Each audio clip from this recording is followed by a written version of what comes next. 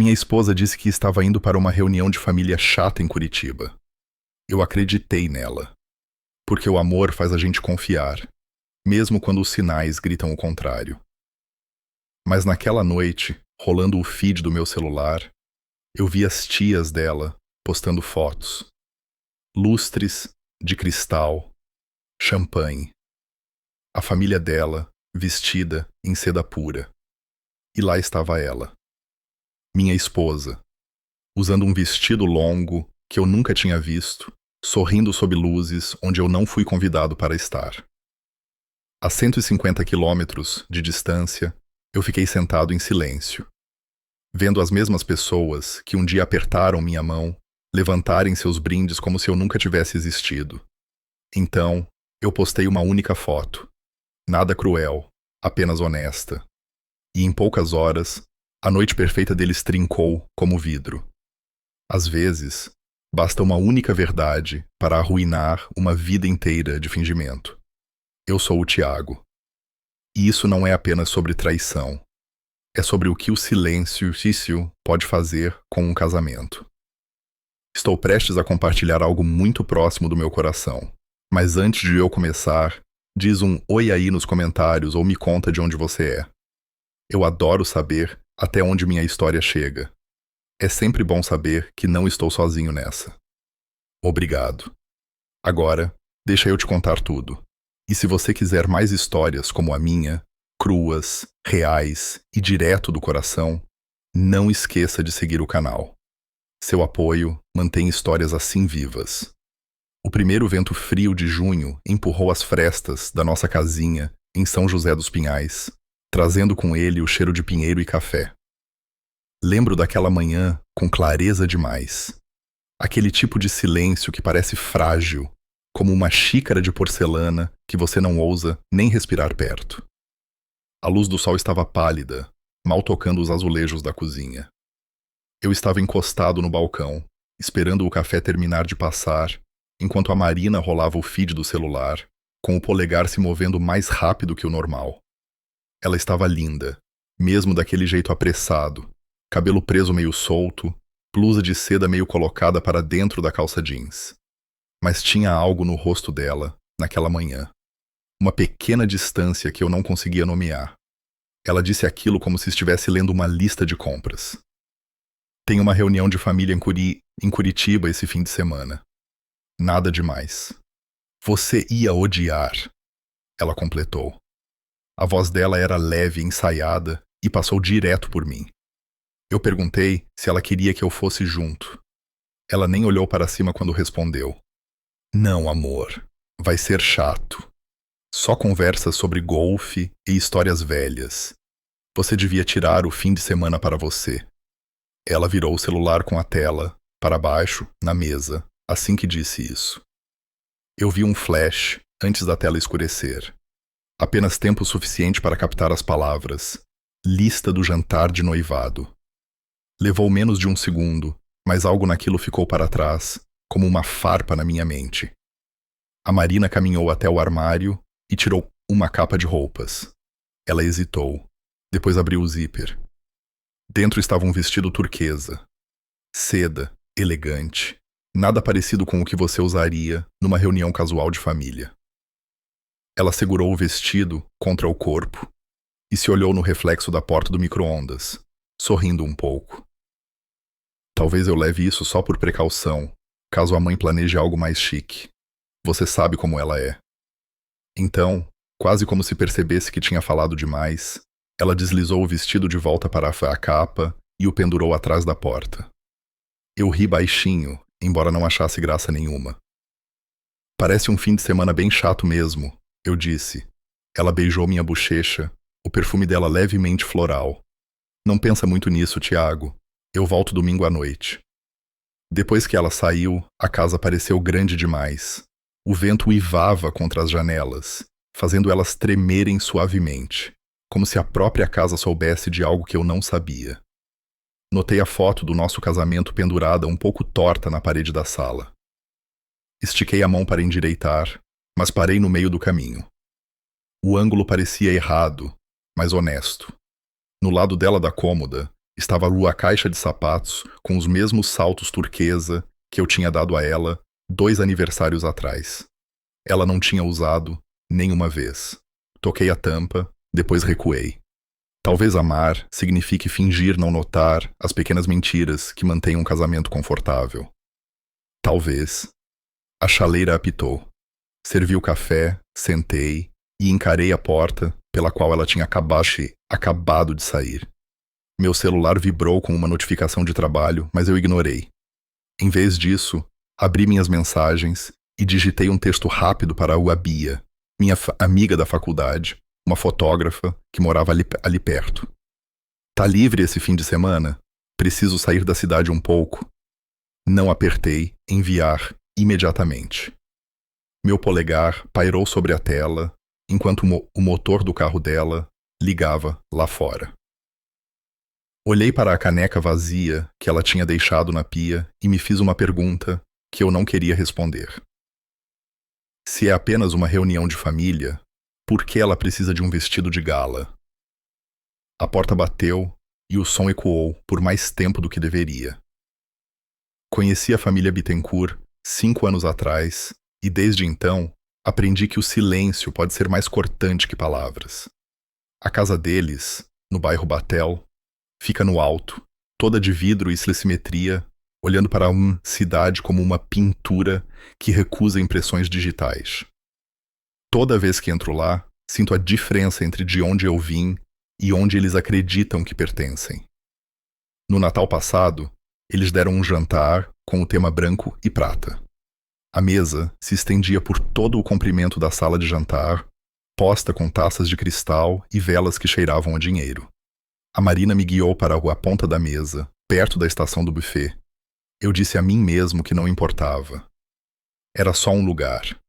Mas na metade da noite, percebi que as conversas na ponta deles da mesa não eram para ouvidos como os meus. Ações, leilões de arte, fundos fiduciários. Cada palavra flutuando como um código secreto. A Cecília, minha sogra, sorriu para mim do outro lado da mesa e disse naquele tom perfeitamente medido dela: "O Tiago tem uma energia tão pé no chão. É refrescante, na verdade, um contraste charmoso." A palavra contraste ficou na minha garganta como gelo. Na minha frente, a Vanessa, prima da Marina, riu. "Ele parece mais um artista do que um engenheiro de software, não parece?" Eu ri também, porque o que mais eu poderia fazer? Mais tarde naquela noite, enquanto dizíamos nossos adeus educados, a Cecília apertou o ombro da Marina e disse: "Vocês dois se equilibram lindamente. Você traz o polimento e ele traz a simplicidade." Eu fingi não ouvir, mas as palavras ecoaram na minha mente todo o caminho para casa. Não foi só naquela noite. Teve o churrasco de verão que não me contaram até eu ver as fotos online. O grupo de WhatsApp chamado Círculo Interno Bittencourt, que a Marina alegou ter esquecido de me adicionar. Toda vez eu dizia lá a mim mesmo que não era nada. Famílias têm dinâmicas. Algumas só demoram mais para se acostumar. Mas por baixo desse raciocínio havia algo mais frio. A consciência de que eu estaria sempre um pouco fora do enquadramento. A Marina tinha aprendido a viver no mundo DCI, falando baixo, sorrindo, na medida certa, nunca discutindo quando a mãe a corrigia. Eu admirava ela por isso uma vez. Agora, me pergunto se ela aprendeu isso para sobreviver. A verdade é que eu deixei acontecer. Eu aprendi a ficar quieto, a bancar o marido fácil que não fazia perguntas. Isso tornava-se a vida dela mais suave. E por um tempo, isso foi o suficiente para mim. Mas ultimamente, comecei a sentir que o silêncio entre nós não era mais paz. Era distância. Naquela noite, depois que ela partiu para Curitiba, sentei no sofá com a TV no mudo. A casa cheirava ao perfume dela. Meu celular acendeu com uma nova notificação, o nome dela no topo da tela, mas quando olhei, a mensagem já tinha desaparecido. Ela tinha pego meu olhar no telefone dela mais cedo e disse que era só trabalho. Encarei a tela preta e tentei me convencer de que ela estava dizendo a verdade. Pensei em quantas vezes confundi a indiferença deles com sofisticação. Quantas vezes chamei a frieza deles de apenas o jeito deles. Talvez eu estivesse traduzindo crueldade como cultura para tornar mais fácil amá-la. Recostei-me e fechei os olhos, o eco das palavras da Cecília flutuando de volta para mim. Você traz o polimento e ele traz a simplicidade. Talvez fosse só isso que eles viam em mim. Um contraste, um acessório que tornava a mãe da perfeição deles mais crível. Lá fora, o vento aumentou de novo, chacoalhando a vidraça. Em algum lugar de Curitiba, eles provavelmente estavam brindando a algo. Talvez a família, talvez a guardar segredos. Eu não sabia então, mas a próxima vez que eu os veria todos juntos, não seria numa mesa de jantar. Seria na tela brilhante de um celular, rindo sob lustres, enquanto eu estava sentado a quilômetros de distância, percebendo o quão longe daquela parede de vidro eu sempre estive. A noite anterior à partida da Marina pareceu estranhamente suspensa, como se o tempo estivesse esperando para ver qual de nós quebraria o silêncio primeiro. O abajur no nosso quarto emitia um brilho amarelo suave que não alcançava os cantos.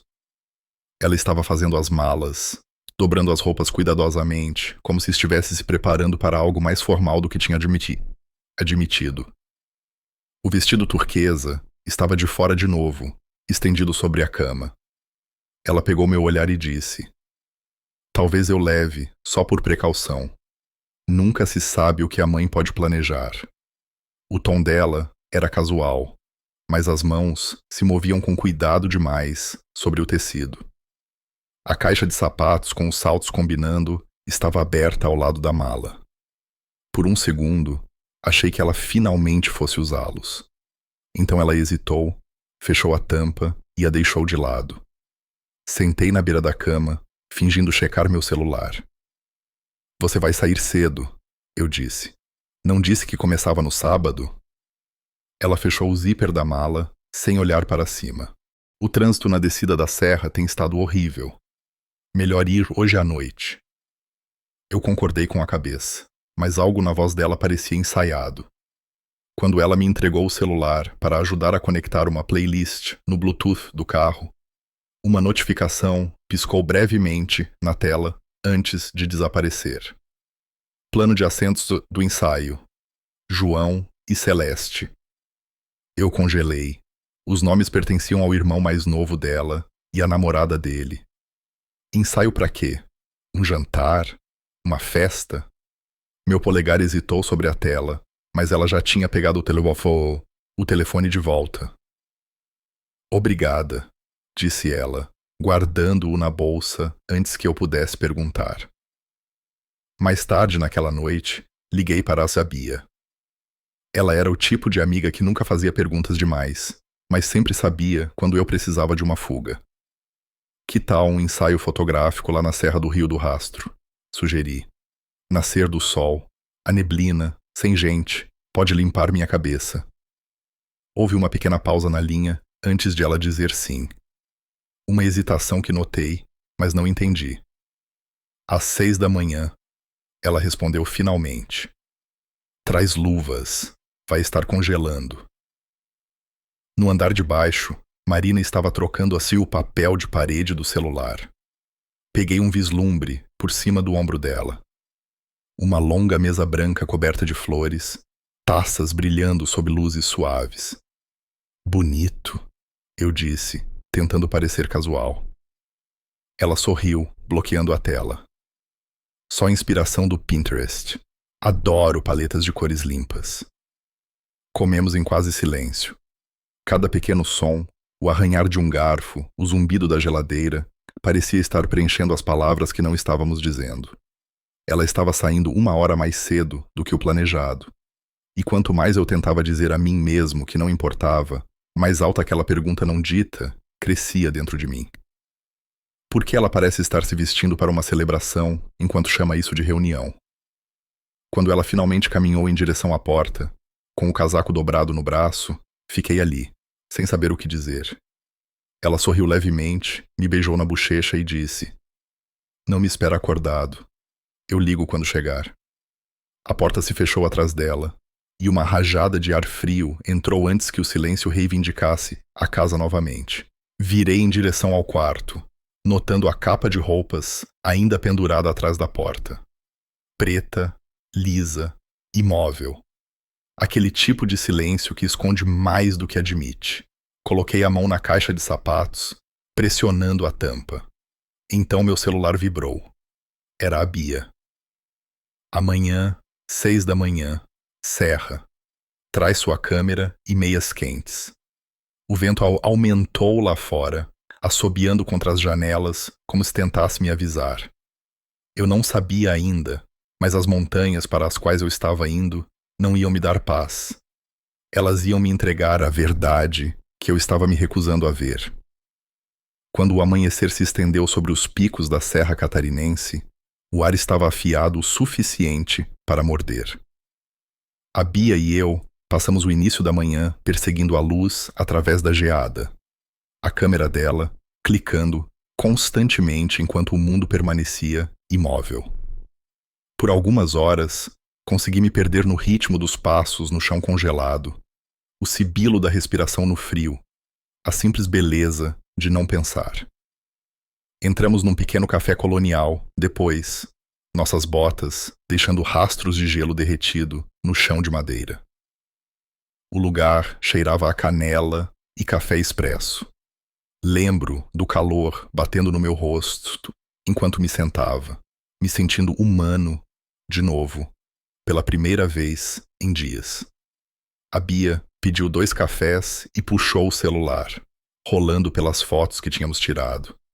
Falamos sobre exposição, equilíbrio de luz, nada sério. Até que ela ficou subitamente quieta. "Tiago", ela disse suavemente, "você precisa ver isso." Ela virou o celular para mim. Na tela havia uma postagem da tia Berenice, a tia da Marina, aquela que sempre documentava cada marco da família. A legenda dizia: "Celebrando o noivado de João e Celeste esta noite, tão orgulhosa." A imagem abaixo das palavras roubou o ar dos meus pulmões.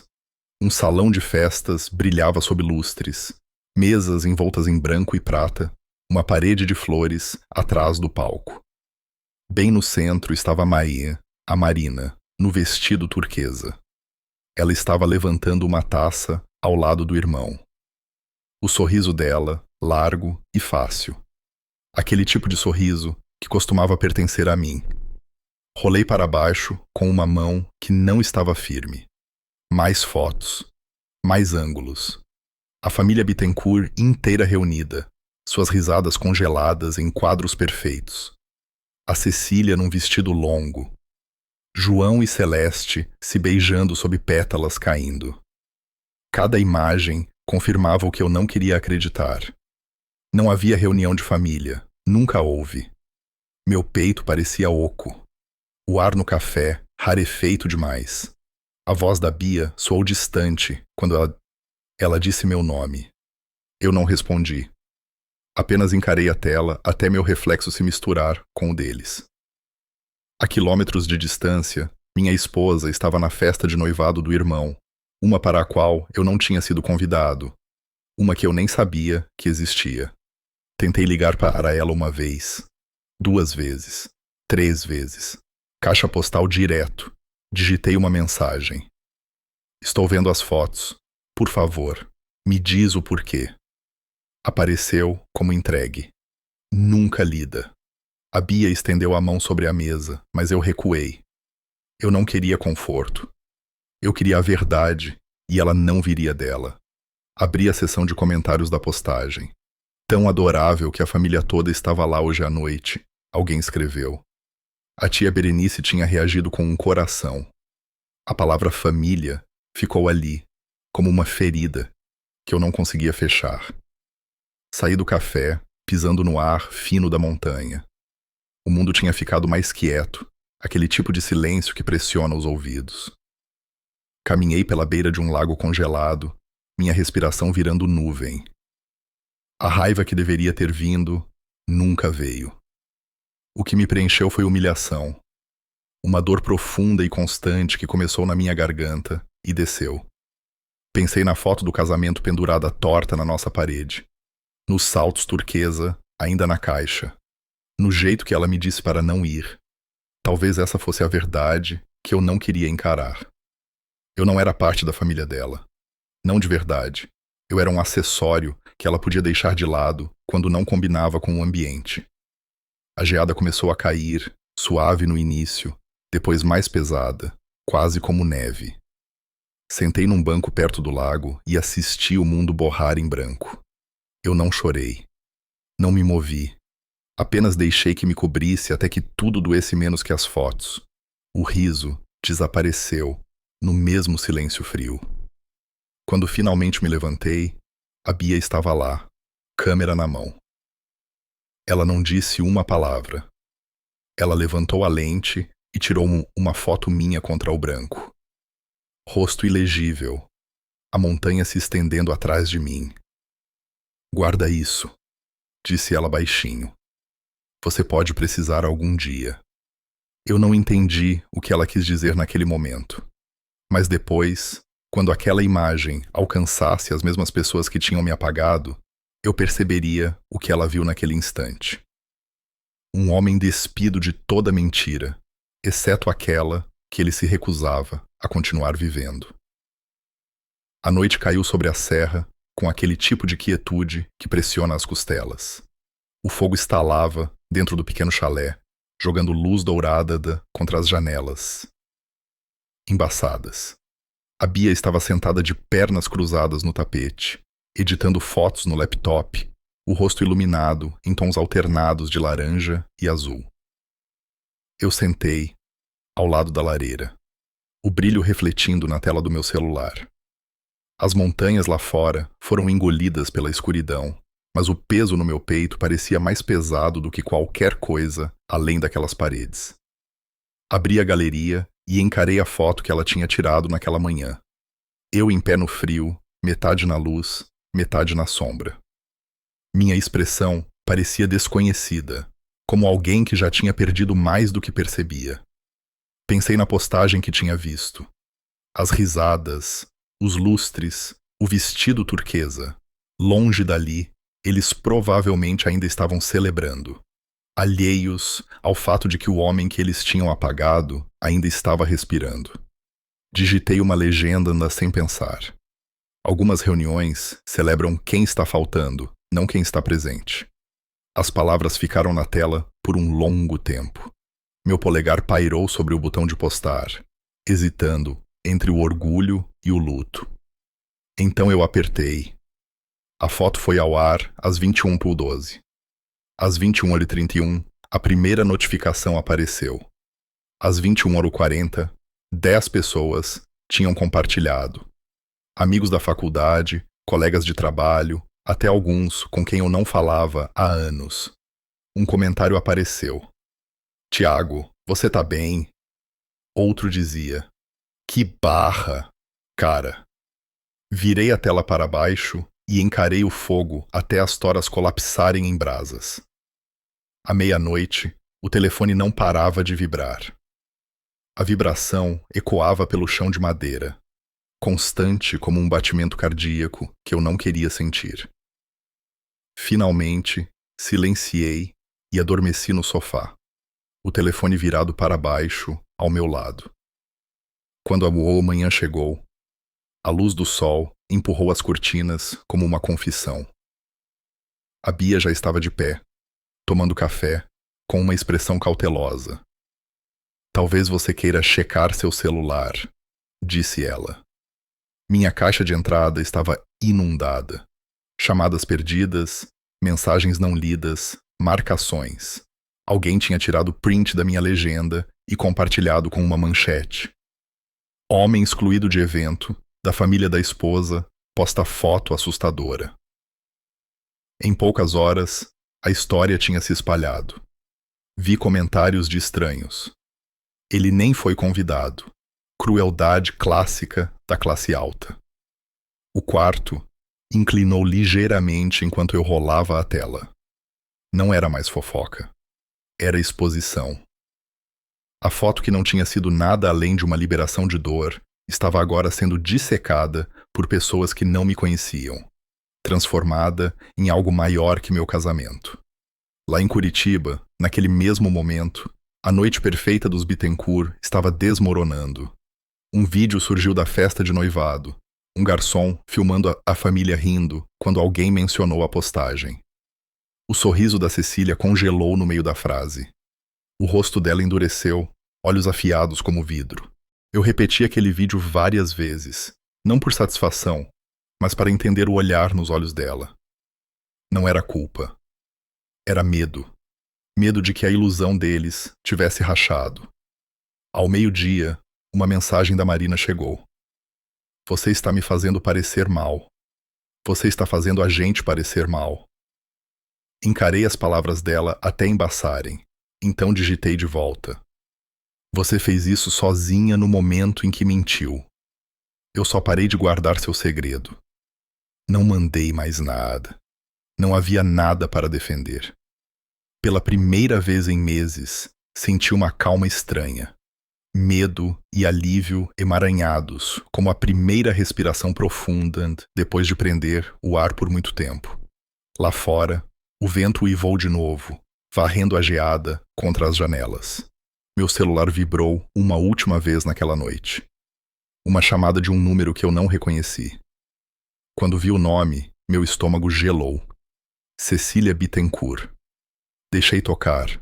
Observei o fogo queimar mais baixo, pensando em quão rápido o calor vira cinzas. A tempestade lá fora estava apenas começando, mas não era nada comparada a que esperava além daquela chamada. 2 dias depois da postagem, dirigi de volta para casa. A serra tinha ficado para trás, mas o frio parecia me seguir. Por fora, a casa parecia exatamente a mesma, quieta, arrumada, imperturbável. Por dentro, tudo estava imóvel demais, como se o tempo tivesse escolhido não se mover até eu voltar. O cheiro fraco de café velho pairava no ar. Atrás da porta do quarto, o vestido turquesa que ela usou na festa ainda estava pendurado, com o zíper meio aberto. Fiquei ali por um longo tempo, encarando-o como se ele pudesse responder algo. Meu celular vibrou de novo. Uma notificação de correio de voz piscou. Apertei o play. A voz da Cecília encheu o quarto, calma, mas autoritária. Tiago, precisamos conversar. A Marina está desmoronando. Tira a postagem do ar. Isso não é algo que deva ser ventilado publicamente. Nós podemos consertar isso, mas não assim. Deletei antes que ela terminasse. A ideia de ela dizer nós, como se eu ainda fosse parte da família, me fez rir baixinho. Segundos depois, uma mensagem da Marina apareceu. Você fez minha mãe chorar. Eles acham que eu não consigo te controlar. Por favor, para. Coloquei o telefone na mesa, incapaz de dizer se sentia raiva ou apenas vazio. Foi quando vi o novo e-mail na minha caixa de entrada. Sem nome de remetente, apenas um assunto. Você deveria saber. A mensagem dizia: ela nunca contou a eles que casou com você no cartório. A família a apresentava como solteira por razões de relações públicas. Li 3 vezes. Minhas mãos frias contra o teclado. Os Bittencourt tinham construído seu império sobre aparências. Agora, eu percebia que tinha sido parte da performance deles, um segredo que podiam esconder quando as câmeras apareciam. Ao meio-dia, um colega da minha firma ligou.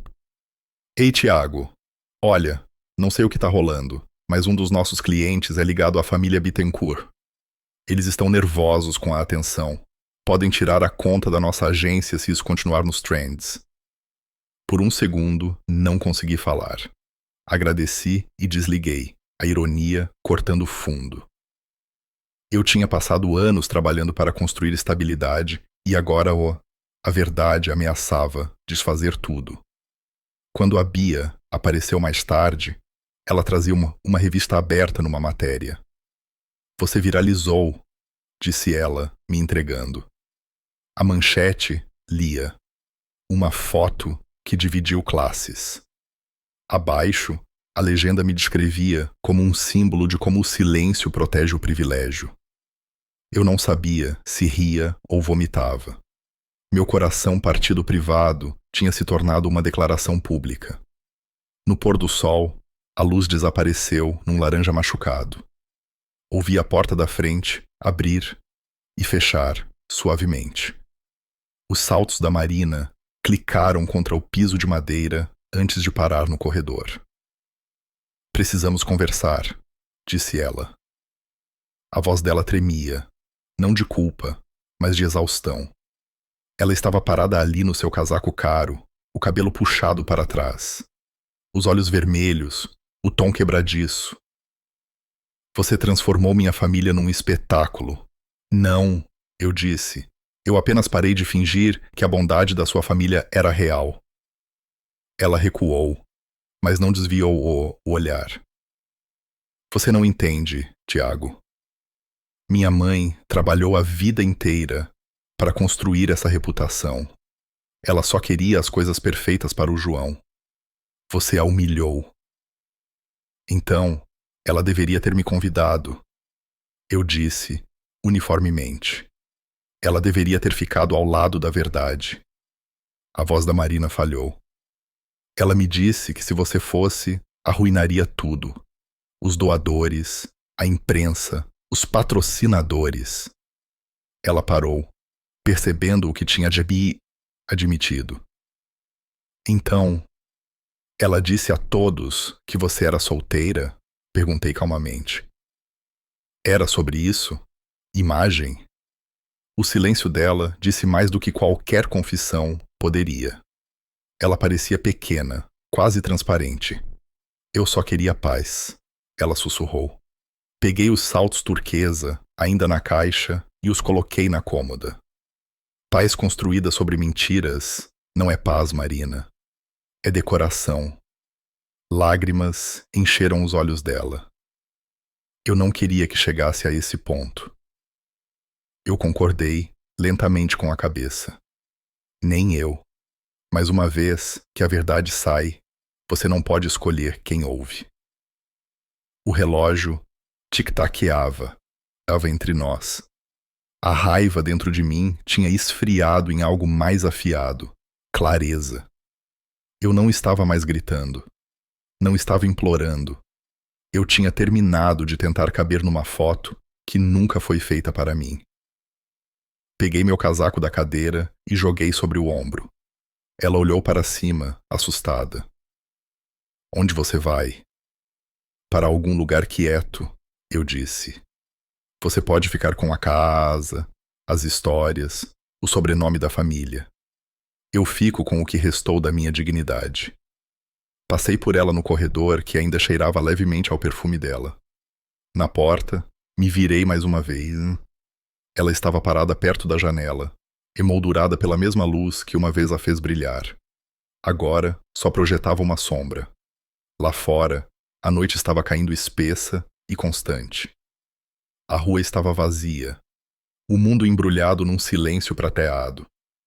Liguei o carro e fiquei ali por um longo minuto, observando a luz quente das nossas janelas derramar sobre a calçada. Por um segundo fugaz, quis que ela saísse, que me parasse. Mas ela não se moveu. Enquanto eu me afastava, o reflexo da casa encolheu no retrovisor até ser apenas um brilho na distância. Suave, inalcançável, já desaparecendo. Pensei no que a Cecília tinha dito na mensagem sobre consertar as coisas quietamente. Talvez esse sempre fosse o jeito deles. Enterrar a verdade sob luxo suficiente até que ninguém se lembre do que está faltando. Mas algumas coisas não podem ficar enterradas para sempre. Sussurrei para o silêncio do carro. A verdade não nos destruiu. O silêncio destruiu. E então dirigi para o escuro, deixando as mentiras para trás, deixando a noite fechar ao meu redor como o primeiro sopro de liberdade. Uma semana depois que eu fui embora, Marina me mandou uma mensagem. Breve, formal, quase de negócios. Mãe quer encontrar. Devemos terminar isso corretamente. Encarei a tela por um longo tempo antes de digitar de volta. Onde e quando? Ela respondeu em 1 minuto. Restaurante Madalosso, Sala Imperial, 19 UAEOS. O mesmo lugar onde toda a celebração dos Bittencourt era realizada em Curitiba. A ironia não me escapou. Quando cheguei, as luzes da cidade refletiam no asfalto molhado, fraturadas como pedaços de vidro. O restaurante estava mal iluminado, preenchido com o zumbido baixo de dinheiro e contenção. Uma recepcionista me levou a uma sala privada nos fundos, daquelas reservadas para quem não quer ser ouvido. Lá dentro, a mesa estava posta com flores brancas e taças de cristal. Parecia exatamente com as fotos do noivado, cada detalhe, até os guardanapos dobrados. Cecília Bittencourt estava na cabeceira da mesa, perfeitamente composta. Marina estava ao lado dela, olhos baixos, dedos fazendo e desfazendo nós na bainha da manga. De frente para elas, o João estava recostado, braços cruzados, a expressão em algum lugar entre pena e desconforto. Sentei de frente para a Marina. O ar entre nós era espesso o suficiente para provar. Cecília foi a primeira a falar. Tiago, ela começou, a voz firme. Não estamos aqui para discutir. Simplesmente queremos trazer um fechamento para uma situação infeliz. Se você tirar a postagem do ar, todos nós podemos seguir em frente. A imagem da família não precisa sofrer mais do que já sofreu. Olhei para ela e quase ri. Você quer dizer a sua imagem? Aquele tipo de normal, onde eu finjo que não existo? A voz da Marina tremeu. Por favor, Tiago, você não entende. A mãe só quer paz. Paz, eu disse baixinho. Ou silêncio. Ninguém falou por vários segundos. O único som era o tilintar fraco de um garfo contra a porcelana vindo de outra sala. Então, como se fosse uma deixa, um garçom entrou, colocando um envelope selado na mesa. Para a família Bittencourt, disse ele, e antes de sair. Cecília estendeu a mão para pegar, mas eu fui mais rápido. Dentro havia uma carta do gerente do restaurante agradecendo à família por reservar o salão inteiro para a festa de noivado do João e da Celeste. Deslizei a carta pela mesa em direção a ela. Um evento de família, né? Não apenas a celebração do João. Vocês alugaram o lugar todo. O sorriso da Cecília nunca vacilou. Você está lendo demais nas entrelinhas. Você não é do nosso círculo social, Tiago. Nunca foi. A Marina estava tentando te proteger. Recostei-me na cadeira. Me deletando da vida dela, uma foto de cada vez. Os lábios da Marina se abriram, mas nenhum som saiu. O silêncio ficou afiado. Então o João falou, a voz hesitante. Mãe, chega, ele merece saber. Eu te disse que ele devia ter sido convidado. Os olhos dele correram para mim. Mas elas disseram que complicaria as coisas. E a Marina? Ele parou. Os olhos da Marina encheram d'água, mas ela não negou. Ela tinha concordado. Ela tinha concordado em me manter fora. Senti o ar sair dos meus pulmões. Coloquei a mão no bolso e tirei meu celular. Sabe, eu disse calmamente. A tia Berenice me mandou uma coisa. Pensei em retribuir o favor. Toquei na tela e a sala se encheu com o som fraco de taças brindando e risadas. Então veio a voz inconfundível da Cecília, clara como cristal. É um alívio que a Marina conseguiu manter o marido longe hoje à noite. Marina cobriu a boca. Cecília congelou. João parecia querer desaparecer. Vocês queriam tudo perfeito. Eu disse, ficando de pé agora. Mas a perfeição não existe, Cecília. Ela só esconde as rachaduras tempo suficiente para a luz entrar. As lágrimas da Marina vieram rápido. Eu não queria te machucar, Tiago. Eu só não queria te envergonhar. Não, eu disse, minha voz baixa. Você tinha vergonha de mim. Virei para ela. Você tinha medo que eles te vissem com alguém que não usa o terno certo, que não tem casa na serra, que não fala a língua deles. Você tinha medo que eles vissem o quão humana você realmente é. O vídeo continuou tocando na mesa, risadas ecoando pela pequena sala. Eu não parei. O som preencheu o ar como uma confissão que ninguém queria ouvir. Peguei meu casaco. Você queria silêncio, Cecília. Aqui está ele. Virei para Marina. Você queria paz. É assim que a paz soa quando você finalmente para de fingir. Saí, deixando as risadas ainda tocando atrás de mim. No corredor, um espelho se estendia pela parede, polido e implacável. Parei e olhei meu reflexo. Pela primeira vez, não vi um homem tentando se encaixar. Vi alguém que finalmente tinha parado de pedir permissão para existir.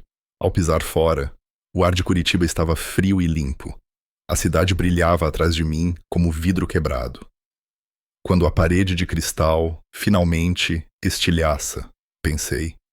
Você não precisa recolher os cacos. Tudo dentro dela já era falso mesmo. Um mês depois daquela noite, eu estava morando sozinho em Urubisi. A primavera estava apenas começando a afrouxar o aperto do inverno. O gelo nas montanhas tinha começado a derreter, enviando rios finos de água fria correndo pelos vales. Meu novo apartamento era pequeno. Uma janela de frente para o cânion, uma mesa, uma cama. Mas a luz do sol entrava por cada canto. Cheirava-se a pinho e novos começos. Peguei um trabalho freelance com um grupo de mídia local. Eles me encontraram através da postagem. Aparentemente, a verdade vende quando é crua o suficiente. A ironia me fez sorrir. Certa manhã, recebi uma carta com uma caligrafia que reconheci instantaneamente. Tiago, dizia. Sinto muito por não ter tido a coragem de ficar ao seu lado. A mãe está doente agora. O João saiu de casa. A família está desmoronando e talvez isso seja justo. Eles construíram a vida fingindo. Espero que você esteja melhor do que nós. Estava assinada. Marina. Dobrei a carta e a coloquei numa gaveta. Não havia raiva restando, apenas uma aceitação quieta. Naquela tarde, a Bia ligou. Tem uma exposição de fotos abrindo em Gramado, semana que vem. É sobre verdade e identidade. Eles querem destacar sua foto. Quase disse não. Mas algo na voz dela, orgulhoso, gentil, me fez dizer sim. Dirigindo pelas montanhas, as estradas ainda tinham vestígios de geada. As mesmas curvas que eu tinha feito semanas antes pareciam mais suaves agora, descongelando sob o sol da primavera. Quando cheguei ao local, o ar estava afiado, mas perdoador. A Bia estava esperando perto da entraoa, ao lado de uma impressão em tela mais alta que qualquer um de nós. Era a minha foto, aquela que ela tinha tirado naquela manhã no lago. Eu, metade na luz, metade na sombra. Abaixo dela, em letras pretas limpas. A verdade não destrói, ela expõe. Por muito tempo, fiquei apenas parado ali, olhando. Pessoas passavam, parando para ler a legenda, algumas concordando com a cabeça, silenciosamente. Uma jornalista se aproximou de mim mais tarde. Sabe, disse ela, sua foto alcançou pessoas por todo o lugar. Tornou-se uma mensagem para qualquer um que já foi feito se sentir pequeno por dizer a verdade. Eu não sabia o que dizer. Eu não estava tentando fazer uma declaração. Eu estava apenas tentando sobreviver. Mas talvez seja isso que a verdade realmente é. Um instinto de sobrevivência que se recusa a morrer. Antes de ir embora, chequei meu celular.